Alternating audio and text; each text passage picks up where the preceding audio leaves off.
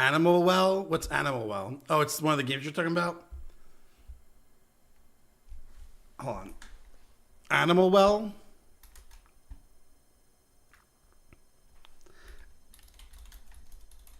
Animal Well, video game.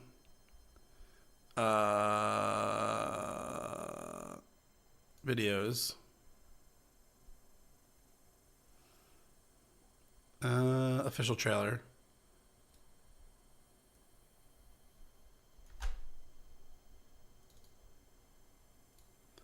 Can we hear this?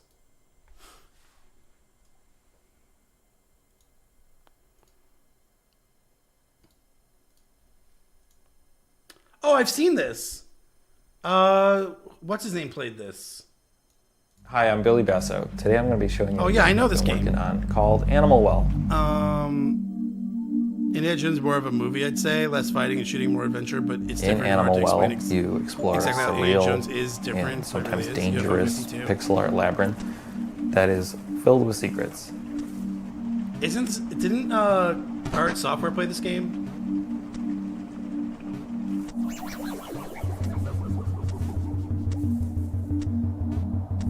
As you explore, you'll encounter various creatures, but it's not always clear if they're friendly or not. So it's best to proceed with some amount of caution. That dog just grabbed you.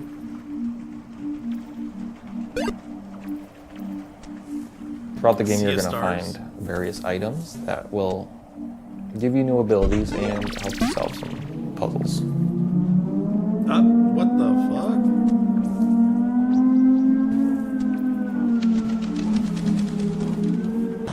Every item in the game has multiple uses, but you're going to have to experiment if you want to figure out what they all are.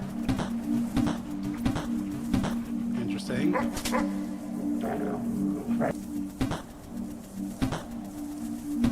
Interesting.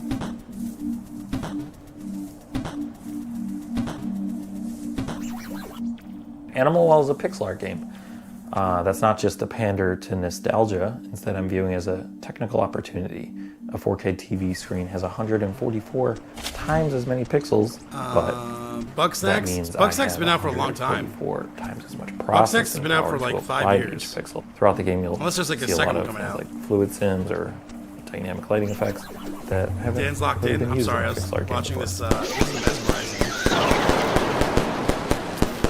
Dredge. Bugsnax has been out for a while. Blasphemous 2 hasn't that also been out for a while?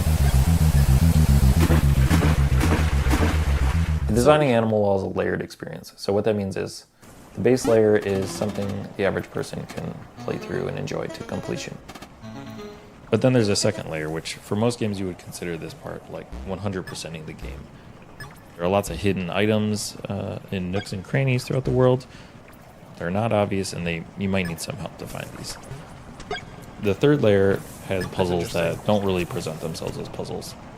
They might go unnoticed for years, potentially, or they might require some community collaboration to solve. Also, there's a puzzle in this video that may require some community collaboration to understand. But the first 10 people to figure it out, Balacho and free copy of the 50 game are at real launch. good and came out this year. And then while you're doing Playing that, Animal Well? We're watching the wishlist trailer it. to Animal Well. But yeah, thank you so much.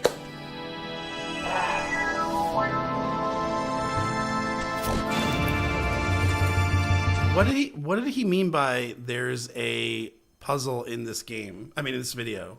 He said there's even a puzzle in this video that needs to be solved. To understand. But also, there's a puzzle in this video that may require some community collaboration to understand. But the first 10 people to figure it out, What does that mean? will get a free copy of the game at launch.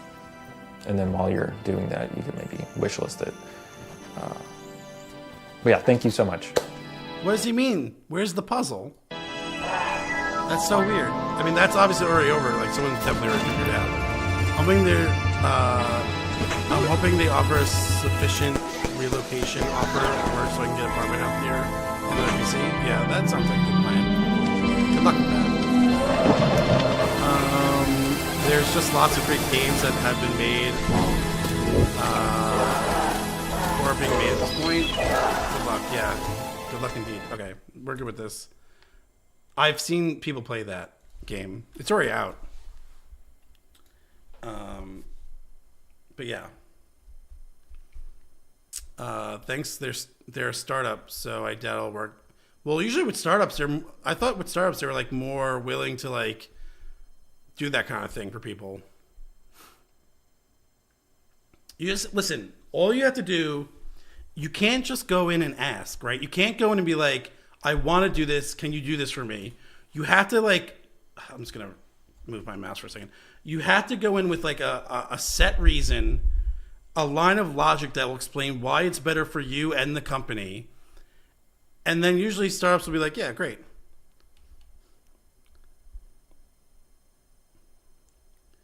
If you can prove to them that it's best for their company, for whatever you're looking to do, they will do it. You just have to explain it to them, break it down, and be like, I don't want to just ask you to move for the sake of me moving.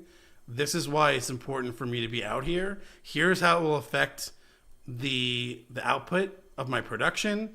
Here's how it will affect the individuals that I am working with. And if it's all like positive, or if you can like make pros and cons out of it and say the pros outweigh the cons, right? That's really all you need to, that's all you need, right? Like, and generally people respond to that. It means you're not just asking to ask, you're asking for the betterment of the company, which people respond to. Depends on the company, Dan. It doesn't. It really doesn't. I mean, don't get me wrong. It's harder in some places than others. But the company I work for I just started working. When I started working there, it was at the end phases of a startup. Like, I worked at a startup for, like, I would say 2 years before it was bought by a larger company. And now I work for, like, a corporation. So, like, I kind of know, like, both sides of the spectrum there. Some will say hell no, others will. Yeah, I guess, yeah, it depends on, like, I guess that's fair. I told them to send over best and final, and it doesn't work, and then it doesn't work. Yeah, listen. I mean, at the end of the day, it's got to work for you, right? And if they can't give you what you need, then, you know, you tried, they tried, and that's business. That's the way it works.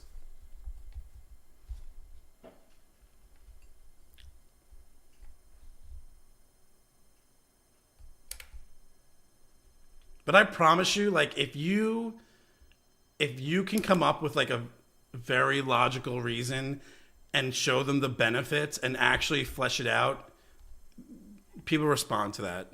I don't. It's not about the company. Sometimes it's about being able to sell it. You just have to be able to sell it, but by sell it I mean like show the actual, like, you know, data to back it up, or the kind of whatever you can do to prove it. Like, you gotta show it out. Please pull in. Okay. But from what I've heard, startups usually don't help with their employees so much. I don't know if that's totally true. Okay, I don't know what. Okay, let me just say this: if you work for a startup, if they're not hiring, usually startups are very good at one thing, because, like you said, they don't have a lot of money. So I forgot to put the music on. They don't have a lot of money, so they can't hire a lot of people. So generally, what startups do is they hire very talented people. And if you're a good startup and you want to be a successful startup, you need good talent acquisition and hire people who are very talented.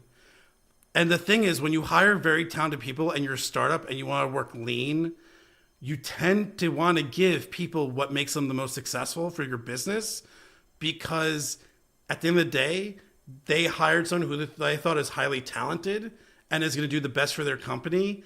And so if that person comes to them with a very logical solution to whatever makes their job easier and better, they'll listen. Yeah, of course. Well, working for a startup, most likely you're going to get paid less. But by working with a startup, there's potential, right? People who join startups are smart because they know there's a lot of upside, right? I know a lot of people who work for startups that are practically millionaires because their company went public and they made a lot of money on the IPO because they were there for however many years they were there before they went public.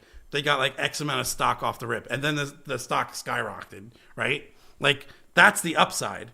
People retire young who like people. Well, no, being a startup is hard. James is not. We have money, we have the mindset, but it shifted from R&D to operations and customer focus. Dan, you have a way more optimistic view of startups and companies in general, I think. Well, you have to understand that, like, what is it, like 80% of companies fail within the first year? It's not that I'm optimistic. It's a gamble, is what I'm saying. But the reward for the risk is significant. And I've seen it firsthand. I know people, like I literally know people who've played the startup game and came out with a lot of money, and they were not even like, they weren't like VPs or anything. They were like grunt workers. They were like frontline workers. But because they were there for a long time, they made a lot of money on the stock, and were able to retire early, like in their 40s. Like 75% normal shutdown before 10. Yeah, sure. I'm not saying every person I ever met worked for a startup. I'm just saying it exists. It's real. You need to be as a someone looking for employment, you have to be able to have some insight into what your, like whatever that job does, right? Whatever ecosystem they belong to, whatever they're trying to do, you need to evaluate like, okay, this startup, is this like actually something that's needed in this line of work? Or is it something that's just ancillary and could just fail because people aren't going to be interested because it doesn't help out the bottom line, right? You have to be you gotta have to put that through like the test. Like you have to think about it. You have to process it.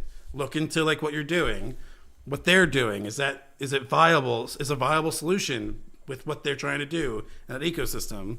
They're playing lame with options as well. You looking at $500 a year. So they're already public? Is that what you're saying? Or is it like Series A?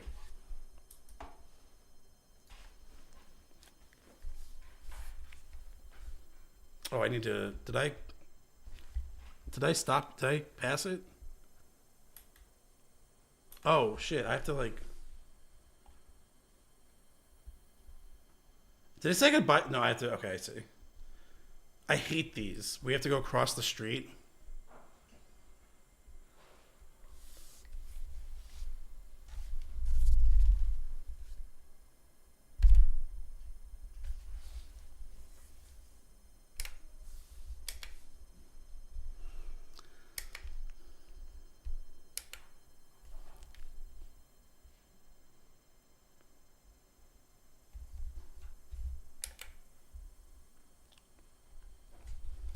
All right. Should I think they're still in C now? But we've had 2 years of runway money and just got a huge customer to sign a contract around 500 trucks by 2028. That's awesome.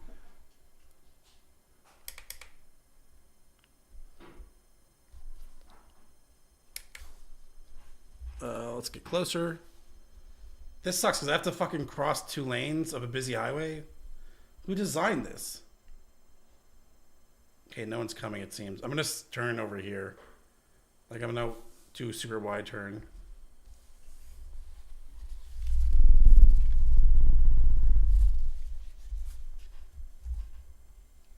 What a poorly designed situation. Here we go. It's a big accomplishment, though. Yeah, of course it is. It's awesome for everyone in the operation or manufacturing. That's a huge accomplishment. That's a huge contract.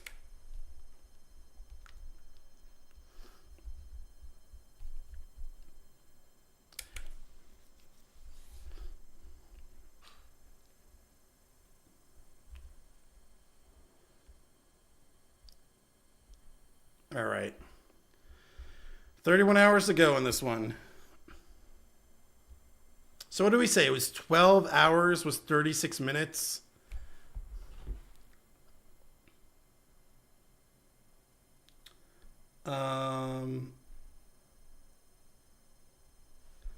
So 36 minutes for 12, 24 hours. So one day is 72 hours. 72 minutes. So that's an hour and 12 minutes. Is that right? Whoops. An hour and 12 minutes per 24 hours.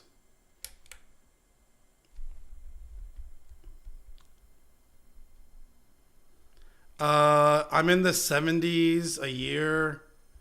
Want to go 120? Yeah. But like you said, 80% of companies fail. Yeah, of course. So if I join a startup with some sort of promise, with some promise that I'm gonna make a fuck ton of money, I'm gonna be very skeptical. Well, you shouldn't. You got to go in again. You have to evaluate if you have to make that decision. I'm gonna actually go in here. You have to make that decision though. You have to like evaluate it. You can't just like take the job for the sake of taking a job. Like if you think it's gonna be good, maybe it's gonna be good. But like, oh fuck, should I go over here? But you have to like understand like what are they doing? Like what business are they in? Is it gonna be beneficial to like everyone in that business, or is it just like ancillary and not gonna be something that people are gonna use? Right? Like you have to kind of figure that shit out. I mean, obviously the people who made the company are gonna think it's like good, right? Otherwise, what's the point? All right. I think I'm gonna go.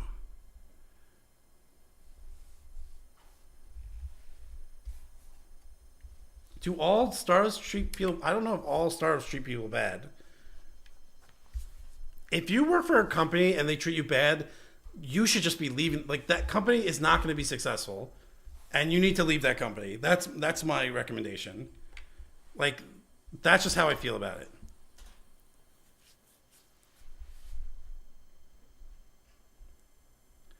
Here's the thing. Here's my take on this.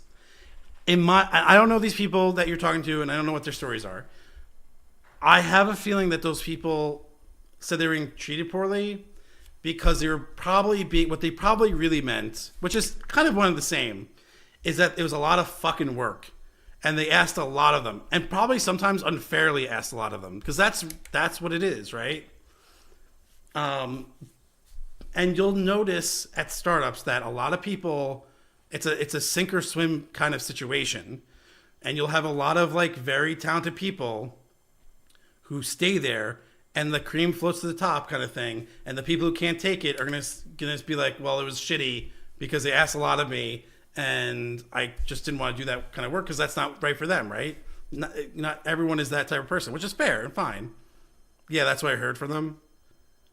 Right? Like, not everyone wants to do the same type of work or the same level of work.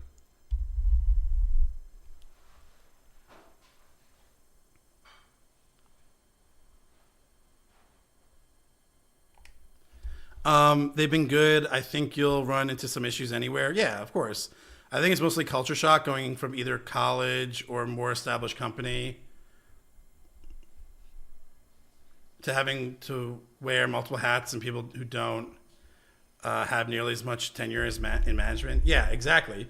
And that's another thing. That's a good point. You have a much better, let alone like if the company goes public, that's like you hit the jackpot, which is rare. But like to South's point, if you are in a startup, you're more likely to move up your career to a management position.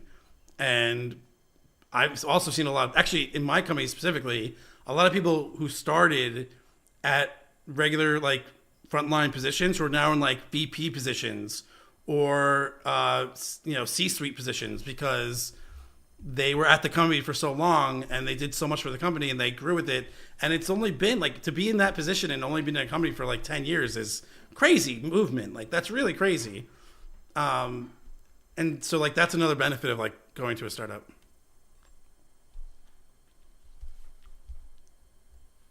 Like I would consider going to a startup if I saw a company and I really thought what they were doing made sense and there was really potential there, I would consider it. I would consider going to a startup for real because there's a lot of upside. It's a lot of risk, but there's a lot of upside.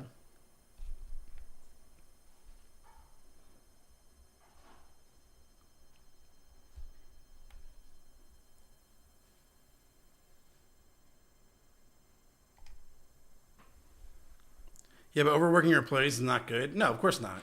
But dude, you're gonna get overworked wherever you go. No, you're good. You're good. Dude, don't worry about the delay. I mean, that's what I meant by you're good.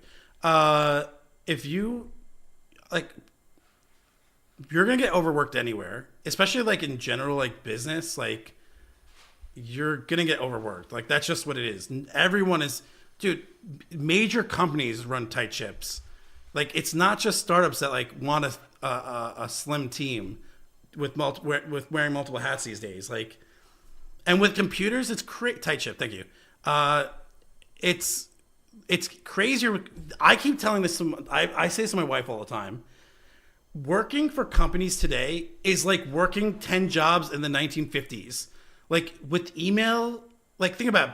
Back in the 50s, you sit at your desk, you'd have a typewriter and a telephone and a bunch of sheets of paper in front of you that probably gave you some sort of direction or like had to be mailed or something. Like the amount of work you had to do in a single day is like a tenth of what people can accomplish in a day today, which is like, to me, for the human mind, is like not natural. Like the amount of shit we tell people to do with like, why? Okay, stop moving. Are you still doing this?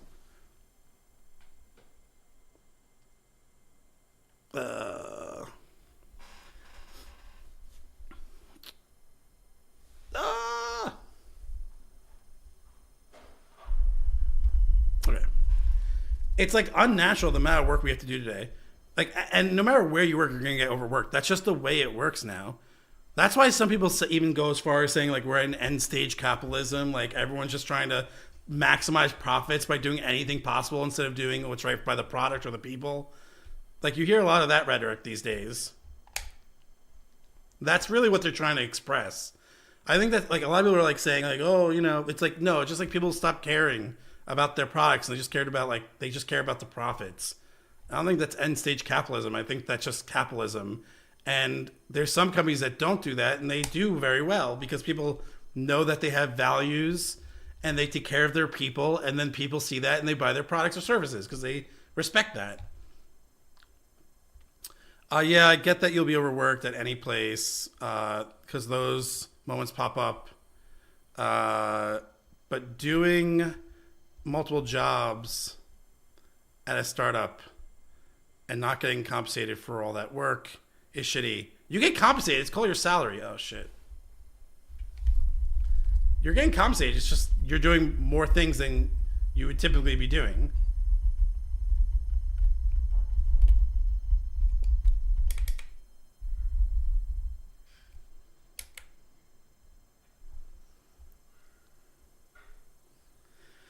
You have less competition. Also, now with how much private equity there is, you'll see a company spring up, and it makes people. And there's a line of competition. Yeah, I think it's a late stage capitalism.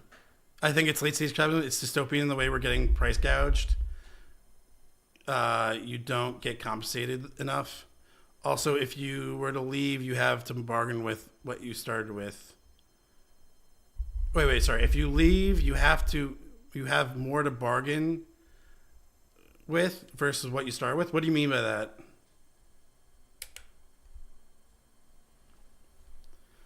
Depends on if you want to invest in yourself or not.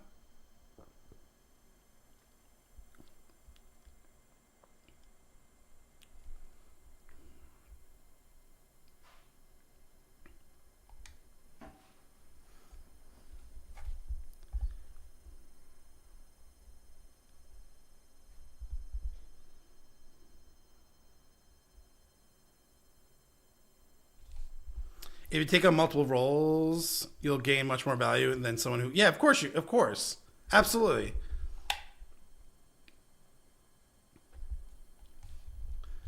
Some of the more successful people that I work with have basically like put themselves in their own position. Like they have like a role, right? And they have their responsibilities, but then they'll go to their manager and be like, I want to do something over here because I think it'll be helpful. And then their manager goes, okay, great. And then they do that thing and they're very successful at it, and they'll either have something on their like quote unquote resume to like say like I did this for the company, and or it'll turn into a role and then they become like the, head of that department or something. Oh, you have a job interview? Nice, dude. Good luck. You're gonna crush it. Don't talk about late stage capitalism though. Don't do that yet. That's like the 5th conversation after you get hired.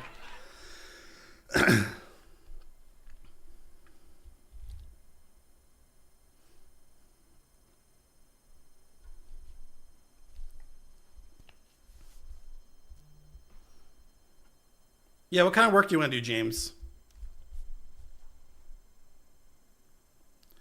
You can also just do a shit job and never get stuck doing it again.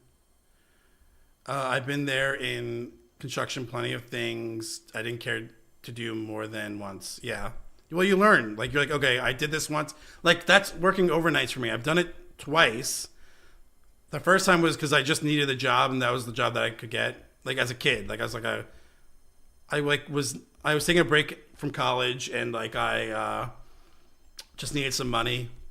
And my friend was the manager of a gas station. Like, I have a job. I don't know if you're gonna like it though. It's overnight. So I was like, honestly, dude, you being my manager is cool. He was a really hardworking, cool guy. So it's really a good situation. I was like, and like, I'll just work overnights for you. It's not a big deal.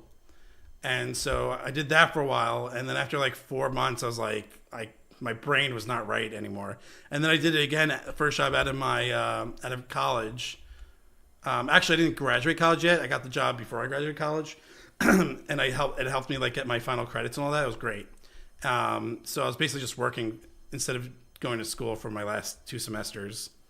And that reset like my brain to being fucked up. It really fucks up your brain. If you're not like a night person like that, oh my God, you can't sleep right. You don't sleep right I was doing that for 2 years. I just like, your brain just gets so funked up. So I learned, long way of saying, I learned I didn't want to do that anymore. And I will not, and I do not. Overnights are rough. I worked back half of the week overnights and 12 hours for Amazon for a year and a half. That's crazy. Those are both crazy. Working for Amazon here is really tough.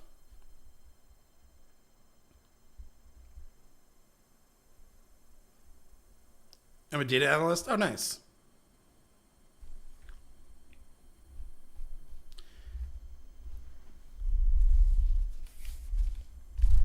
Oh no, oh no, oh no, oh no, oh no.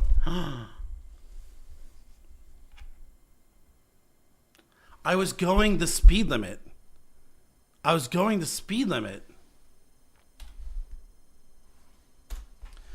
at least, oh God. At least the goods weren't hurt. That's so stupid.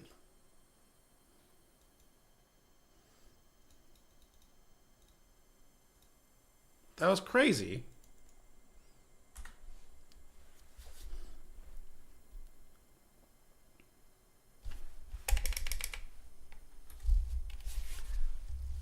Where am I going?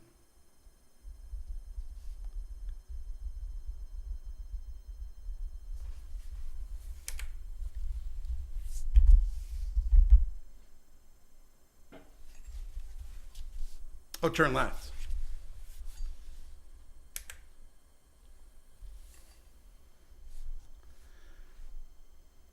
I don't think that set me back too much.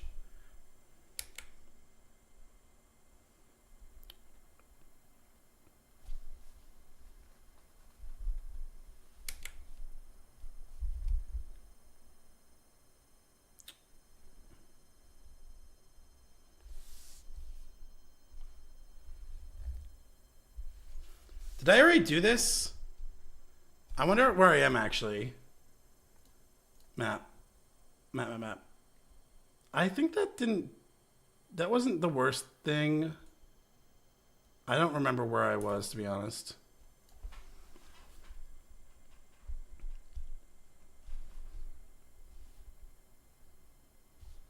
Actually, I'm gonna